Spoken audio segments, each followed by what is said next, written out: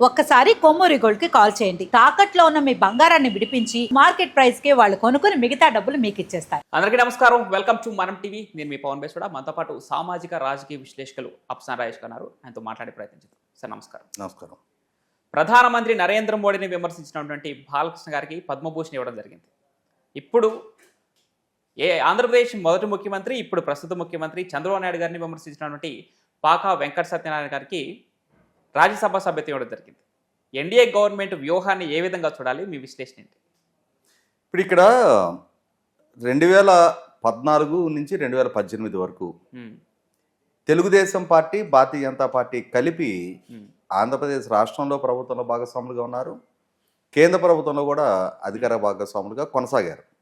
కానీ రాష్ట్ర విభజన చట్ట హామీల నేపథ్యంలో ఆ హామీలని, ముఖ్యంగా ప్రత్యేక హోదా లాంటి హామీ విషయంలో కేంద్ర ప్రభుత్వం వివక్షపూరితంగా వ్యవహరిస్తుంది అన్న అంశం ప్రాతిపదికగా అదే సందర్భంలో తెలుగుదేశం, భారతీయ జనతా పార్టీ మిత్రపక్షాలుగా కొనసాగుతున్న సందర్భంలో తెలుగుదేశం పార్టీతో ప్రధాన రాజకీయ వైరిగా, ప్రత్యర్థిగా ఉన్న జగన్మోహన్ రెడ్డి గారి విషయంలో కేంద్ర ప్రభుత్వం సానుకూల దృక్పథంతో ఉంది అన్న అంశం ప్రాతిపదికగా రెండు పార్టీల మధ్య 2018 ఫిబ్రవరి, మార్చి నాటికి విభేదాలు పడుసూపినాయి. ఓకే. కేంద్ర ప్రభుత్వం నుంచి తెలుగుదేశం పార్టీ వైదొలిగింది, రాష్ట్ర ప్రభుత్వం నుంచి భారతీయ జనతా పార్టీ కూడా వైదొలిగింది. అక్కడి నుంచి 2019 ఎన్నికల వరకు ఇరు పక్షాల మధ్య విమర్శలు, ప్రతి విమర్శలు చాలా తీవ్ర స్థాయిలో జరిగింది వాస్తవం. చంద్రబాబు నాయుడు గారు కేంద్ర ప్రభుత్వంతో ధర్మ పోరాట దీక్షల పేరిట ఒక రకమైన అప్రకటిత యుద్ధాన్నే చేశారు. భారతీయ జనతా పార్టీ రాష్ట్ర కేంద్ర నాయకత్వాలు కూడా చంద్రబాబు నాయుడు గారి మీద ఎన్నికల సందర్భంగా కూడా నిర్మోహటపు విమర్శలు ఎక్కుపెట్టారు.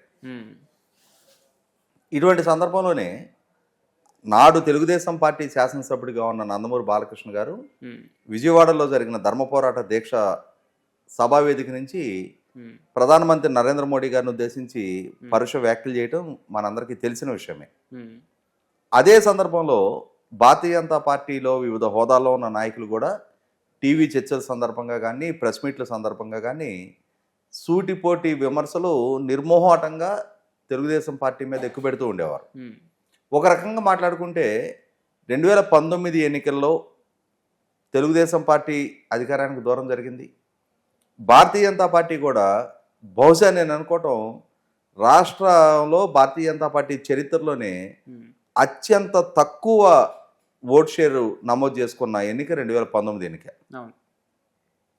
ఇటువంటి నేపథ్యంలో 2019 ఎన్నికల ఫలితాలు వెలువడి ఘోర ఓటమి ఈ రెండు పార్టీలు ఎదుర్కొన్న తర్వాత రెండు పార్టీల అధినాయకత్వాల విషయంలో కొంత సమయం పాటిస్తూ వచ్చారు. భారతీయ జనతా పార్టీని ఉద్దేశించి చంద్రబాబు నాయుడు గారు తర్వాత పెద్దగా విమర్శలు చేయలేదు, పెద్దగా కాదు అసలు విమర్శలు చేయలే. అలాగే భారతీయ జనతా పార్టీ కేంద్ర నాయకత్వం కూడా నరేంద్ర మోడీ గారు కానీ, అమిత్ షా గారు కానీ వారి వైపు నుంచి కూడా తెలుగుదేశం పార్టీ నాయకత్వం వైపు పెద్దగా విమర్శలు ఎక్కుపెట్టిన సందర్భాలే లేవు. కానీ శ్రేణుల మధ్య మాత్రం ఆ వాద సంవాదాలు, విమర్శలు, ప్రతి విమర్శలు చాలా రోజులు కొనసాగినాయి.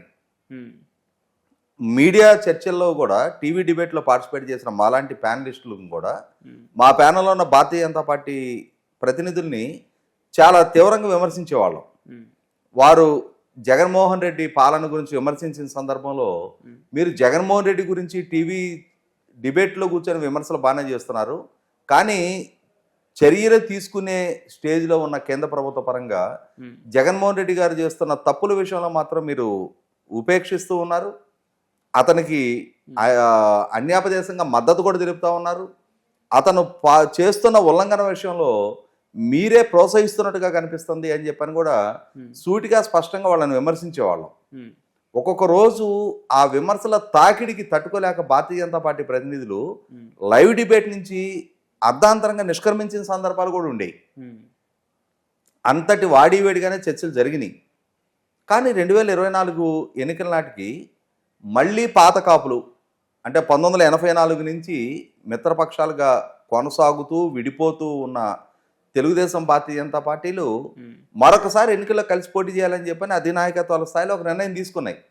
వాస్తవంగా ఈ విధమైన నిర్ణయం తీసుకోవడం అనేది ఆనాటికి అప్పటికప్పుడు ఇరుపక్షాల శ్రేణులకు కూడా అంత ఆమోదయోగ్యంగా లేదు.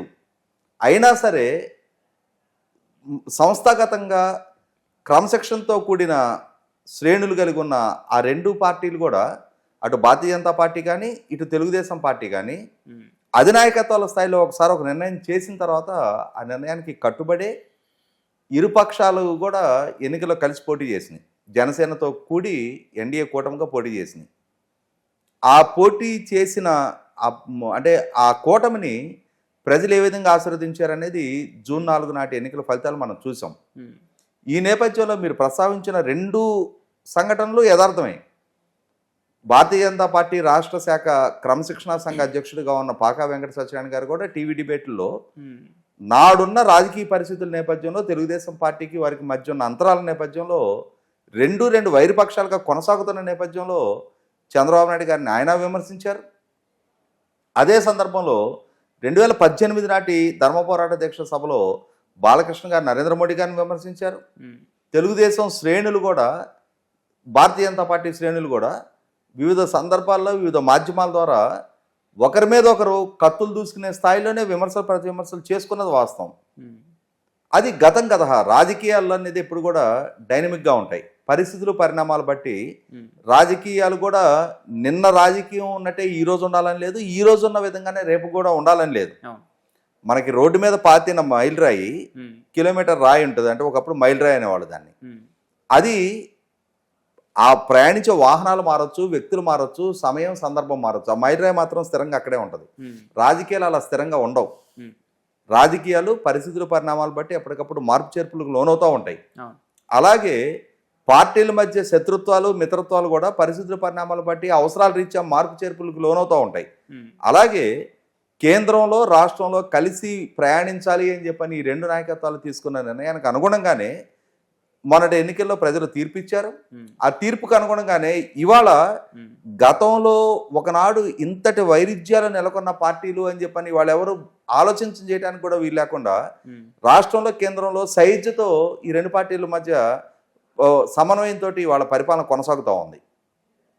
ఇటువంటి నేపథ్యంలోనే భారతీయ జనతా పార్టీ నాయకత్వంలోని కేంద్ర ప్రభుత్వం రిపబ్లిక్ డే సందర్భంగా బాలకృష్ణ గారికి పద్మభూషణ్ అవార్డు ప్రకటించారు.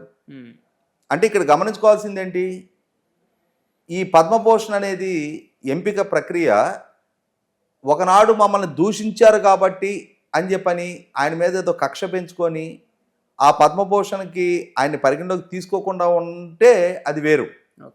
కానీ 50 సంవత్సరాల పాటు కథానాయకుడిగా కొనసాగుండి తనను తాను కథానాయకుడిగా రుజువు చేసుకొని 3 సార్లు శాసనసభకి ఎన్నికై ఉండి అదే సందర్భంలో బసవతారక క్యాన్సర్ హాస్పిటల్ ద్వారా సామాజిక సేవలో కూడా నిరంతరం కొనసాగుతూ ఉన్న బాలకృష్ణ గారిని అటు సమాజానికి ఆయన చేస్తున్న సేవలని పరిగణలోకి తీసుకొని రాజకీయ నాయకుడిగా, ఆ శాసనసభ్యుడిగా, ఆ ప్రాంత ప్రజల ఆదరాభిమానాలు పొందుతున్న ఒక నాయకుడిగా, అదే సందర్భంలో 5 దశాబ్దాల పాటు కథానాయకుడిగా కన్సిస్టెన్సీ మెయింటైన్ చేస్తున్న బాలకృష్ణ గారిని సేవలని పరిగణలోకి తీసుకొని కేంద్ర ప్రభుత్వం ఆయనకి పద్మభూషణ్ ప్రకటించింది.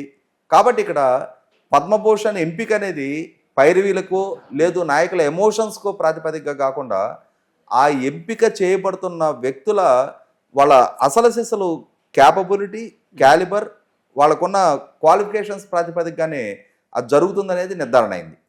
అదే సందర్భంలో ఇవాళ పాకా వెంకట సత్యనారాయణ గారిని కూడా భారతీయ జనతా పార్టీ చంద్రబాబు నాయుడు గారిని ఒకనాడు ఆయన విమర్శించారు కాబట్టి అని చెప్పని ఇవాళ చంద్రబాబు నాయుడు గారి నాయకత్వంలో తెలుగుదేశం పార్టీ శాసనసభల మద్దతుతో ఆయన ఎంపిక కావాలి.